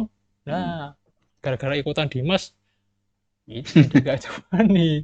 Gitu. Nah, jadi saranku tuh di awal banget kita mau buka posisi, kita tuh harus nentuin resiko per trade kita. Resiko trading kita tuh berapa persen. Jangan sampai gede-gede sampai 50% kayak gitu tuh jangan. Dan selain itu harus pakai yang namanya stop loss juga. Jangan sampai kayak Om Dewangga ini kan kelihatan nggak pakai stop loss ya. Stop lossnya liquid. Nah, itu bahaya banget sih. Jadi harus pakai stop loss biar nggak kayak gini. Kayak gitu, Om. Jadi harus harus di awal tuh harus benar-benar merhatiin risiko trade-nya kita itu berapa, harus kita atur dulu.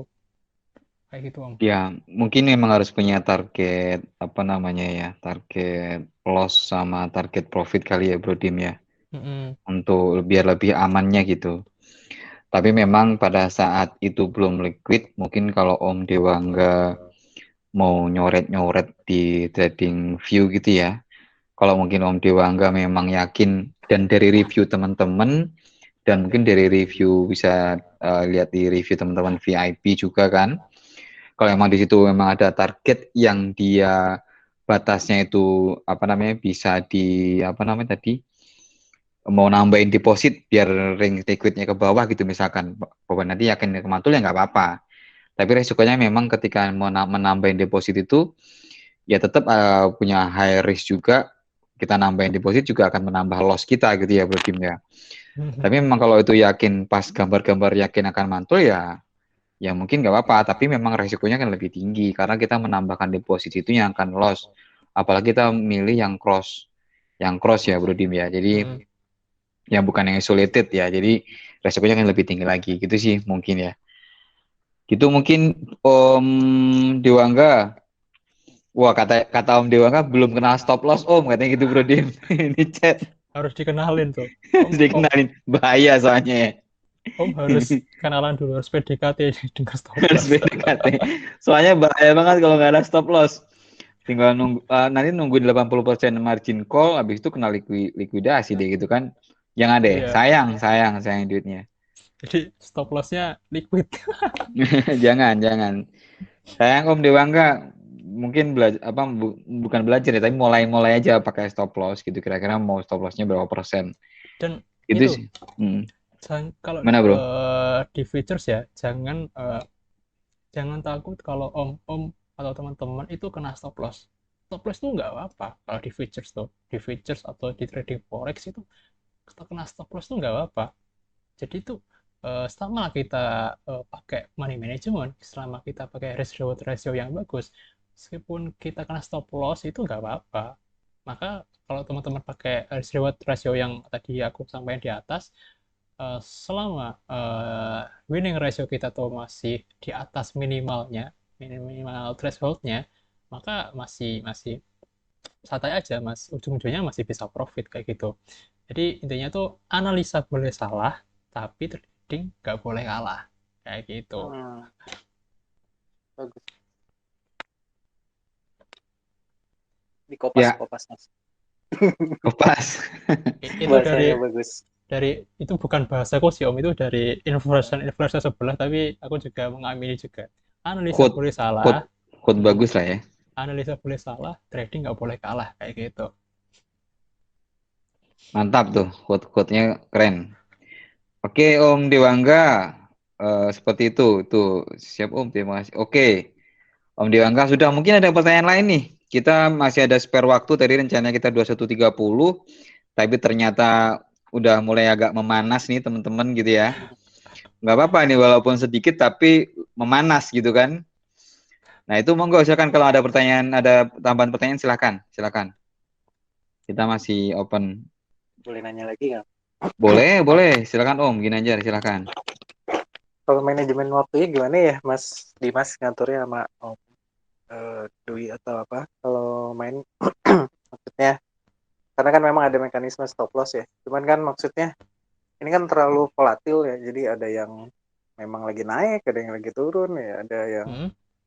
ya maksudnya kita kan kalau mau input ya memang nggak ngikutin ritme hidup kita kan. Kalau misalnya kita kerja dia bisa jadi pas lagi kerja naik gitu ya. Maksud saya gimana sih bagi manajemen waktunya gitu aja sih. Oh, masalah Nah, waktunya ya.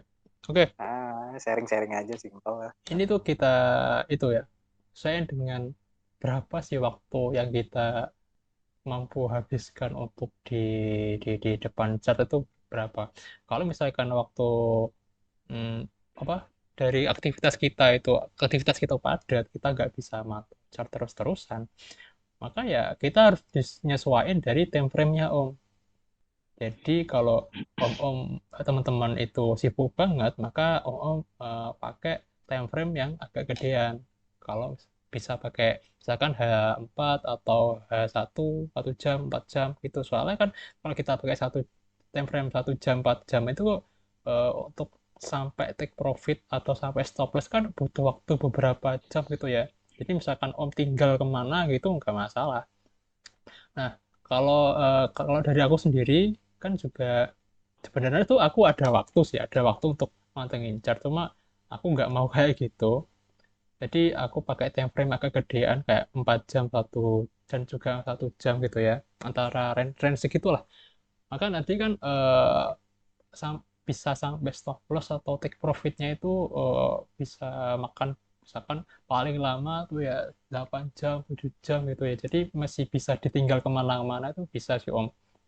Itu disesuaikan dulu. Jadi penyesuaiannya tuh ada di time frame yang Om pakai sih. Ada di time frame yang Om pakai. Jadi semakin kecil time frame-nya, maka apa tektokannya itu kan semakin cepat kan ya.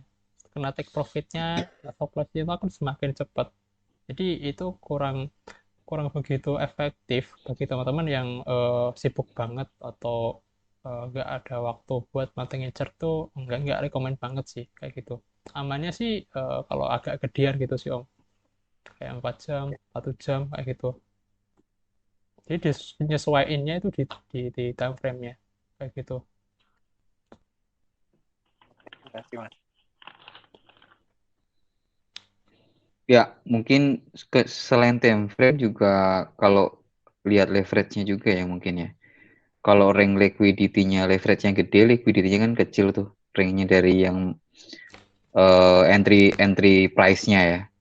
Tapi kalau entry price-nya rank-nya kecil, ini kalau kalau kalau aku kok jangan lama-lama deh time frame-nya karena resiko kalau dari entry price ternyata liquidity-nya itu rank-nya kecil gitu. Itu karena kita ambil leverage-nya gede. Nah, itu kalau kita time frame-nya lama, resiko kena liquidity kecuali tetap seperti tadi pasang SL atau pasang stop loss. Itu memang satu-satunya jalan memang pasang SL sih, pasang stop loss sih memang. Itu satu-satunya jalan untuk menyelamatkan ya money management tadi gitu ya. Gitu sih. Aku rasa kalau di futures tuh yang paling ideal tuh yang itu ya time frame 4 jam sampai paling kecil ya 15-an menit sih. Soalnya kalau udah gede-gede juga kalau kita main futures terus time frame kita misalkan daily ya, ya itu eh, Enggak, nggak nggak enggak ini. nggak nggak nggak bagus juga karena kan Ya. kalau di futures kan ada itu tuh biaya funding fee tuh. Nah, kalau lama-lama kita ngeholdnya kan bakal kegerus terus tuh. Makanya kita cari idealnya yaitu di time frame sedang. Mm. Gitu sih Om Ginanjar Siap, ter- makasih, makasih. terkait ya sama-sama Om. Mungkin yang lain ada yang mau ditanyakan? Kita mau beneran close pukul 22 ya Bro Dim ya. Udah maksimal ya. Jam 10 ya. Oke. Nah, ini sekarang 21.46. Mungkin ada yang mau bertanya lagi nih. Kayaknya udah mulai panas nih walaupun sudah berkurang ininya pesertanya tapi semangatnya semakin panas nih. Ayo silakan Om-om. Yang ada yang mau ditanyakan silakan. Sebelum pukul 10 nanti kita akhiri.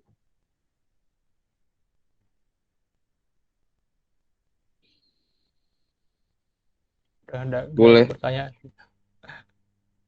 Ya nih, boleh lihat chat, boleh ngomong silahkan. Yang sudah bertanya juga mau bertanya lagi silahkan nggak apa-apa. Terkait money manajemennya.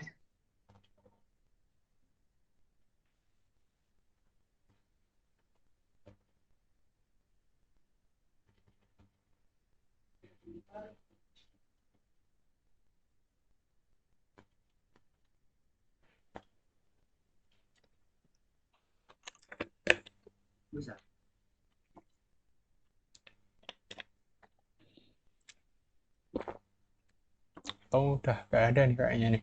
Ya kalau memang nanti nggak ada pertanyaan lagi, mungkin kita bisa akhiri percepat ya Bro Dim ya. Kalau memang sudah nggak ada pertanyaan.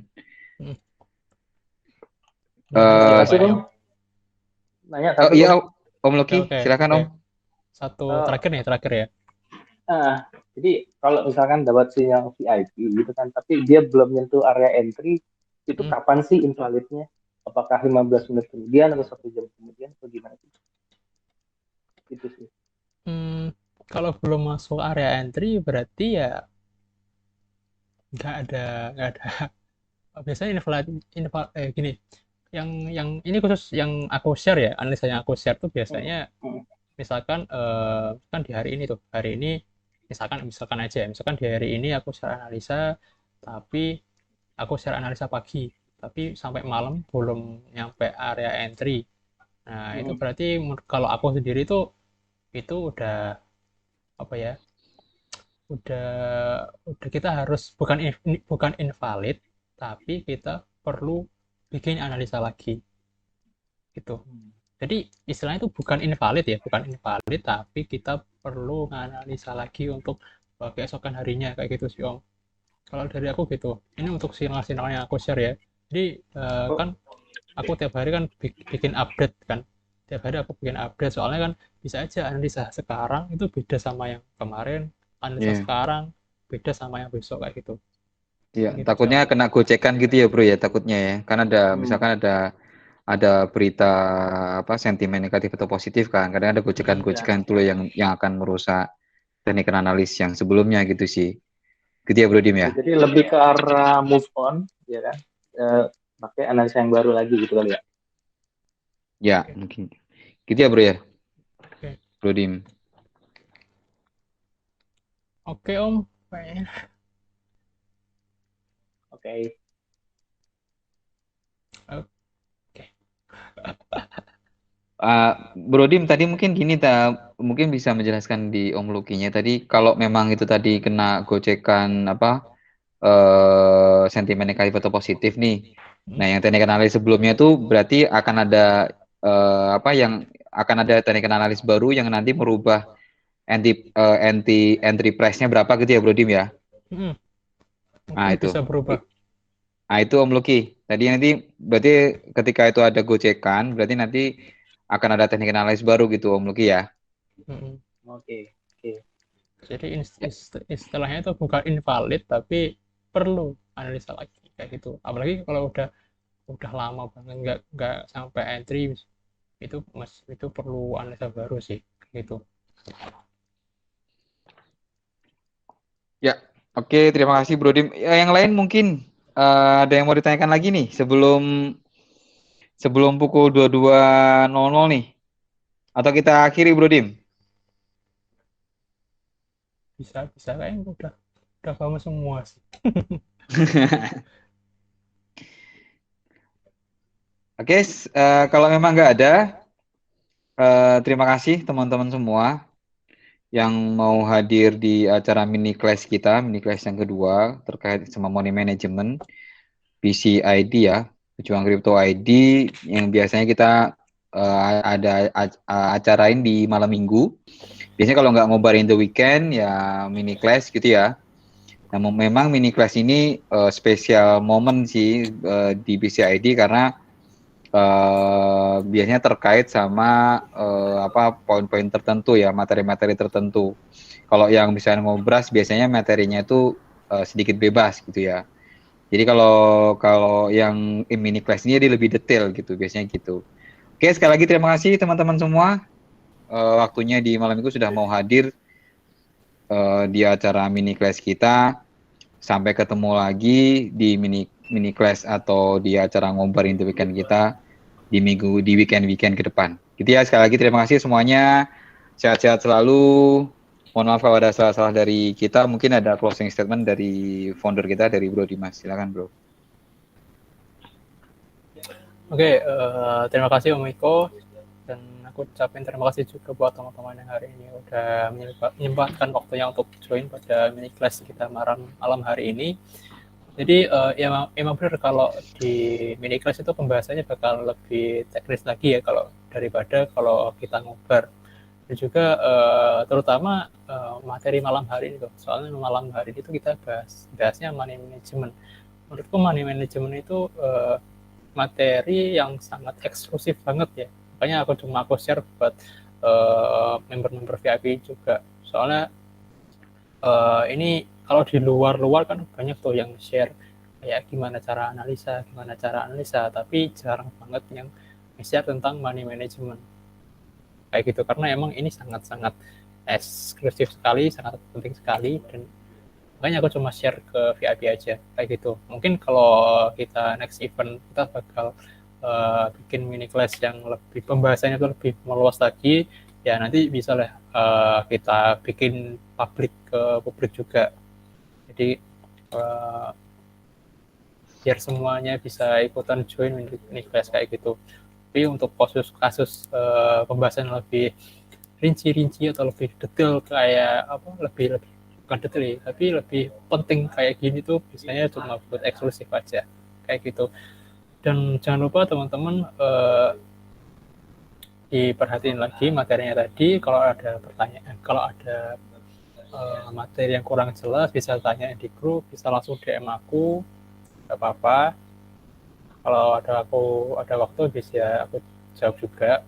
Dan mungkin itu aja sih. Jangan lupa teman-teman jaga kesehatan. Kalau keluar jangan lupa pakai masker ya. Dan kalau nggak ada kepentingan yang mendesak, mending di rumah aja kayak gitu. Dan ya itu aja sih Om. Di rumah aja trading Mas. Ya, itu lebih keren itu, di rumah aja trading lebih keren. Iya. Biar dapat cuan ya Om Ginanjar ya. Oke. Sekali lagi terima kasih semuanya. Sehat-sehat selalu, jaga prokes, mama kalau ada salah di malam ini. Sampai ketemu di acara-acara PCID ke depan. Bye-bye. Assalamualaikum. Makasih semuanya. Ya, terima kasih Mas.